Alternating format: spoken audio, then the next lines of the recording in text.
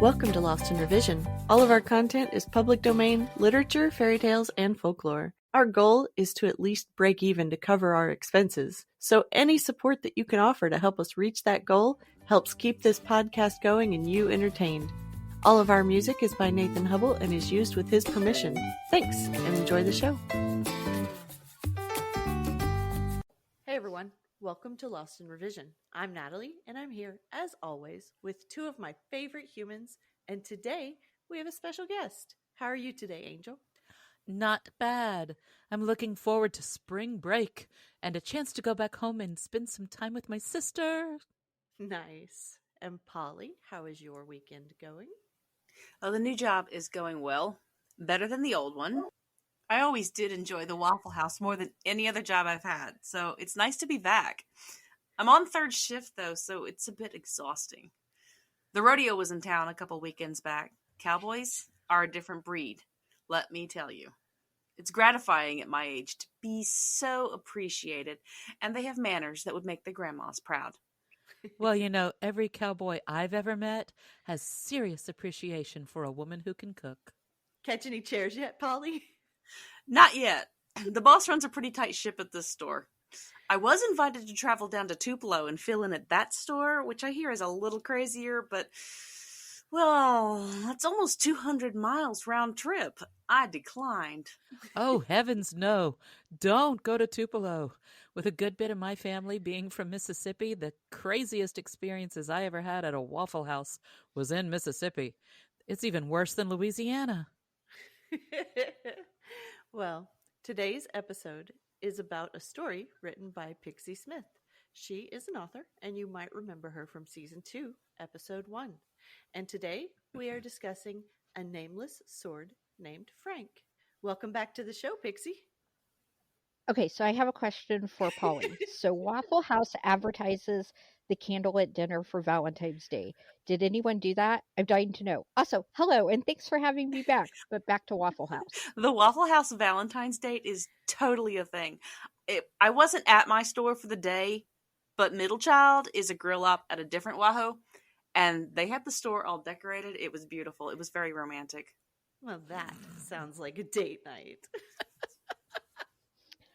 That is my new relationship goals. I want somebody to take me to Waffle House, not drunk. There were so many drunk people at Waffle House last night. I never worked in a bar district before, so it's new and exciting. Well, that is what Waffle House is for. So, Pixie, tell us a little bit about yourself. This is usually the history and culture of the story, and this time we can get it straight from the author. It's so exciting. I can't believe we caught a live one. I'm not dead yet. Cue the obligatory Monty Python. Okay, I'm going to be honest. I'm a hot mess. I don't claim to be anyone you should listen to, but I try my best. I'm a chronic pain survivor, a cancer survivor. I'm neurodivergent. I try to be a good friend. I'm a mother of a neurodivergent child. Mostly, I just really try, and that's what I want on my memorial is, damn it, I tried. I don't care what they say about me after I'm dead, but if they leave anything useful, undistributed after I'm done with the body, I'm coming back to haunt them. Same. I want to be on a body farm or use up everything. Yeah. And that's why I write. When I'm gone, I'm gone. My words and stories are all that will be left of me. My mom died when I was 13, and that impacted me a lot, and I have so little of her. When I'm gone, my daughter has all these words and thoughts. I want to leave behind my struggles and triumphs. I hope by putting all this into the world, someone can find hope and inspiration. At the very least, I want people to know they are not alone. That's such a beautiful way to think. It's very nice and also very touching. And that is how you can tell I'm an author. I speak pretty. It is an excellent summary of what you were trying to accomplish with your writing. And now it is documented for everyone in the future to know. So, why don't you tell us a little bit about the history and culture of your story? So my daughter and I were eating at a local ice cream place. This was a year ago. They had somebody making balloon animals. My daughter got a sword. I asked her what the sword's name was because all good swords have a name. And she's like, no, the sword does not have a name. And I'm like, nope, needs a name. So I proclaimed the sword was named Frank. And she's like, no, it does not have a name. I'm like, got it. It is the nameless sword named Frank. And then a light went off. The story just popped in my head. Who the owners would be, that this is a sword that wants somebody to acknowledge his name is Frank. You know, the first time I heard the name of this story, I thought of the cartoon with the singing sword whose face looked like Frank Sinatra. It's witchcraft, wicked witchcraft. And that is a very fun origin story for Frank. So, how about we move on to the reading of the story and then we can discuss it after?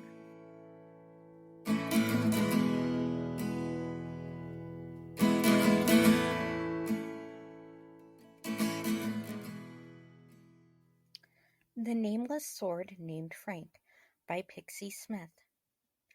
Hi, I was just made. I'm a sword. The blacksmith said the person who uses me will give me a name. However, I know my name is Frank. I know it throughout my blade. I am Frank, and I can't wait to tell my owner my name. I have been sitting here for weeks. People pick me up, but no one takes me home. Wait, a big guy with lots of muscles is picking me up. He has a funny accent. Ooh, he's handing the blacksmith money.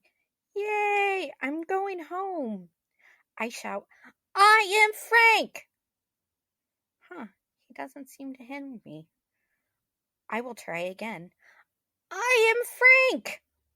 He continues to ignore me, talking on and on about crushing his enemies and making people weep before him and blah, blah, blah, blah. The thing is, I don't want to hurt people. I don't want to make anybody sad. I don't want them to weep before me. I want to help and I want people to know my name is Frank. The more this guy blabs, the less I think he is the one for me. Okay, he stopped walking and talking and is now asleep. I'm just going to roll a bit down this hill. I go! Glad to be away from him. I'm sitting on the hot, dusty road waiting for my person to come and adventure with me. I will rest and wait. I will wait no matter how long it takes. Old man picks me up. He takes me home, polishes me, sharpens my blade, and sets me on a shelf. After the pampering, I fall asleep. I don't know how long I slept. It was summer when I fell asleep, and now it looks like fall. As I fully wake up, a young man steps into the old man's house. The young man's face is happy and sweet-looking. The old man takes me off the shelf and hands me to the young man, mumbling something about danger and here, take this. The young man differs from the big guy. He doesn't talk of enemies. Instead, he talks of the princess he will save. Boy, does he seem to like that princess a lot. He talks of her beauty and her intelligence. He sighs a bunch when he says her name. I shout, I am Frank! Over and over and over. No matter how loud I yell my name, the young man never calls me Frank. We journey far and wide, then save the young man's princess. If I'm being honest, the princess uses me with more skill. She is a much better fighter. Yet, she won't call me Frank either. Soon, neither of them have anything left to fight, so they set me aside. While I enjoyed the time with them, I'm glad it was done. I helped people, but no one said my name. When the young man becomes an old man, I'm accidentally tossed out with the rubbish. The rubbish goes a long way, and I'm tossed in a pile. As I fly through the air, my point lands in a big stone, and into the stone I sink. I tried to move. Great. Now I'm stuck here, in this rock. Mostly I sleep during all of this. When I wake up for a moment, people big and small try to dislodge me. Not a single one of them can, nor does anyone ask me my name. They don't even ask how I am. They just tug and pull. It kind of hurts and is just plain rude. A boy comes. He gently wraps his hands around my hilt, then pulls with all of his might. I feel a tingle, so I wiggle and wiggle and wiggle. Before I know it, the boy has pulled me out of the stone. The boy trains. He learns to use me and I learn to use him. We work in sync with each other. The boy becomes a kind king. He sits at a wooden circle with no head and no foot. All of his knights are equal at this table. My kind king and I become friends. He calls me X something or another. I shout, "I am Frank!" Like all the others, he doesn't listen. They never do. And I'm beginning to think no one ever will. Sadly, my kind king is betrayed. The battle we fight is epic, but futile. My kind king falls, as does his kind kingdom. After the battle, I get kicked around as people clean the battlefield. I move to and fro, then with a pop and a splash, I fall deep in the water and sink to the bottom. It is black here, and I settle into the soft silt. I close my eyes and wait again. Hands grab me. They jerk me out of the silt. Then the water gets lighter as we move up. Gloriously, we break out of the water and into the sun. The hands set me on the grass and wipe all the dirt off me, cleaning me the best they can with the grass. I start to feel better. I go to shout, "I am Frank!" But stop. What is the use? No one cares what my name is. They only care I will defeat their enemies, save the girl, or build their kingdom. They don't want to know who or what I am. So I will let this new person handle me as they wish, and don't say a thing.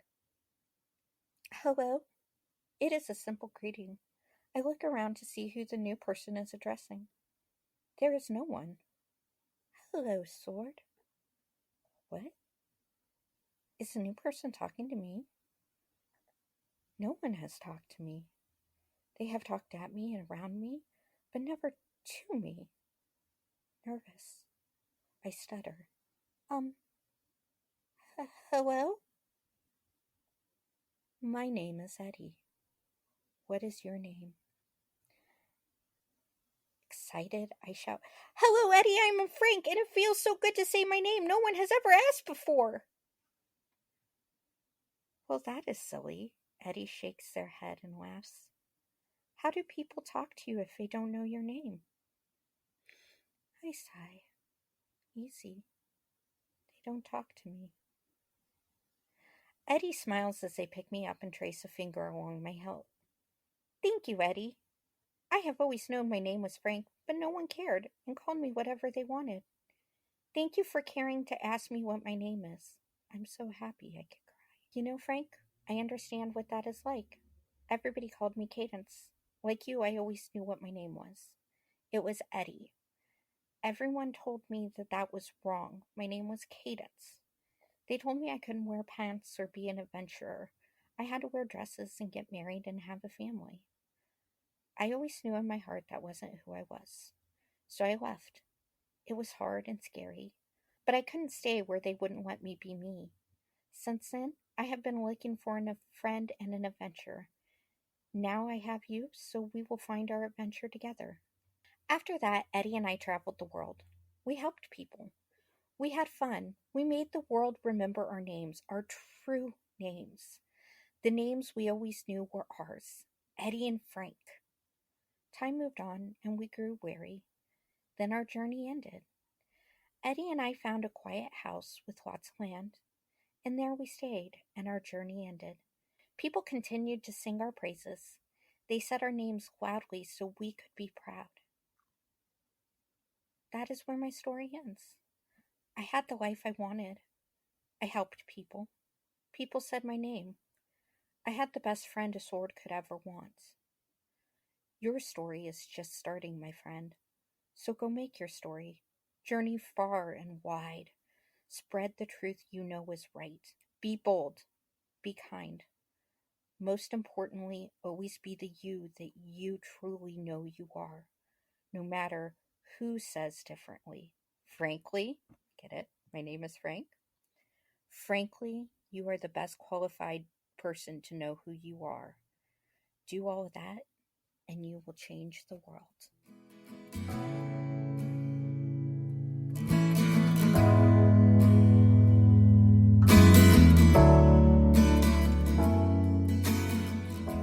And we are back. So, what is your favorite part of this story? My favorite is the geeky Easter eggs. I had a lot of fun of being vague so no copyright would get called on me, but I also wanted people to work for what they were reading. I wanted them to work for what to understand it. Nice. I did really enjoy identifying the characters and situations. And I think most of your characters are 70 years past the author death, so no copyright with them. I enjoyed the vagueness because it just seemed kind of like Frank didn't really care who they were. Yeah, not the young man with his princess. He's quite current. I had the privilege of doing some editing work on this, which is how we found Pixie. Trans culture is very important to me, since a number of trans people are near and dear to me. So the first thing that stood out to me in reading Frank's story was the aspect of dictating one's own identity, despite what the world tries to make you into. You know, the story made me go and dig out my old copy of Mercedes' Vows and Honor because it reminded me of one of my all-time favorites of her characters, Need. That sword was so old that even the sword had forgotten the name of the enchanted soul inside her and was named for the inscription on the blade, where it said, "Women's need calls me as women's need made me. Her need I must answer as my maker bade me." Need didn't talk to all of her handlers either. I like this concept that you have to have an open mind and a welcoming heart to be able to fully engage with the special elements in the world around us. And that has been my truth. Magic is real. The world is more than it seems. You have to be willing to see it. That light dancing around the room can be a fairy or it can be refracted light. You choose what you see. I agree. I've always said that magic is just science we haven't discovered yet. So, what is your least favorite part? You know, to be perfectly honest, I just want more. I want more of Eddie and Frank's story, but really that's the goal of good storytelling, to leave the reader wanting more. True. You know, I think I found it odd that a sword who was so intent on getting someone to acknowledge his name never calls anyone else by their name until Eddie. I mean, I understand because of the delicate skirting around the hints of Frank being the sword from famous stories. It just struck me as odd. But when I stopped to make peace with it in my head, I think I landed on it being a fantastic commentary of how we are often blind to possessing the same faults in ourselves that drive us crazy about others. Yeah, true. Projection is real. First off, Eddie is real and his story is still being written. We will see where it goes as he grows older. He is a friend's son and he is trans. When I had to make Frank a friend, Eddie is all I could think of. And I am blessed he let me use his name in part of his story. As for the vagueness, I see your point. To me, it was more no one really engaged with Frank enough for him to know them, the exception of that being the kind king. To Frank, aka me, the kindness was the most important part, more important than the name. However, I will take these thoughts into heart if I do revisions. I love that this is a work in progress. I'm looking forward to seeing this in print, and I am definitely buying a copy. Thank you so much. I really appreciate all the support and encouragement you guys have given me. I really enjoy the story the way it is, and just maybe Frank could learn in the next story or a revision from Eddie, but keep his lack of acknowledging people as a trait, because I really like it. I honestly don't know if I will write more. It seemed complete to me, but stories have a mind of their own. Frank and Eddie may tell me there is more later on. You know, when they gave that mouse a cookie, I'm sure they never expected it to be a whole series. True. In the book Witches Abroad, Terry Pratchett talks about the story being a sentient entity. That has been my experience with writing. Most times I'm not in charge of the story. The story is in charge of me. I am just a vessel for it to put itself into the world. I have dreamed entire stories, words and all. I just have to put them down. No one has ever stated this thought better than Pratchett did, but it is still very much a truth of mine. Yeah, same here. All mine are just stuck on my phone until I retire, though. So, from the author herself, what are the lessons of this story? What started as a joke with my then 8-year-old has turned into something more. Mostly, I just want people to know that you can be you in all your weird glory, that the people who will get it, and those who don't matter. I also picked up a little on a don't be afraid to be the main character in the story of your life sort of vibe.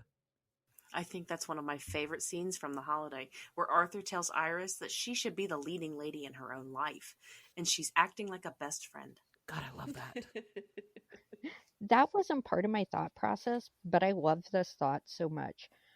I've had so much joy from how much people have reacted to the story and what they see in it, because they see a lot of things I didn't necessarily see. So, to close us out, what comes next for Frank? Ooh, there need to be more stories about the adventures of Eddie and Frank. Each adventure would have a fully detailed story all of its own. They could have fun titles like How the Mansplaining Troll Lost His Head, but the troll wouldn't get beheaded. He would end up changing his mind. How about Bigot in a Pickle? Eddie and Frank save a transphobe from sure destruction. When I get some real life experience with those situations, I will try to write it. Imagination only goes so far. However, the simple truth is, I don't know where the story goes next. I'm a little excited to see what happens. I guess we'll all be surprised. As a lighter note to end, my daughter, who goes by Puppy, knows I wrote this story and she loves it. I told her if the story ever gets published, the dedication will read, "To Puppy, I win. Love, Pixie." She said that is fair because the sword's name is in fact Frank. Well, thanks to Puppy and her balloon sword for inspiring this absolute gem, and thanks to Eddie for allowing us to share his story and a small part of his life. Well, I think that wraps us up. Thank you for joining us today, Pixie. Thank you again for having me. I always have fun with hanging out with you. Also, thanks for the encouragement and support. Just a side note, the Real Eddie is raising money for school, and there will be a link in the show notes that you can support that fundraiser. That is the best way people can show love for the story at this point, is to support Eddie. Awesome. Well, bye, everybody, and go to bed, Polly. Gotta go sleep fast. Bye. Bye. Thanks for joining us today. Check us out on Patreon. You can help us meet our small goal of breaking even and covering our expenses. Your support helps pay for all of the things that podcasting requires and helps keep this show alive and growing. If you can't afford to support us financially, go give us a good review, subscribe or follow, and share with your friends and family. Feel free to fact check us and offer suggestions to make our show better for you. You can also send us an email at lostinrevisionpodcast@gmail.com. There's a lot more waiting for us all at the end of the road.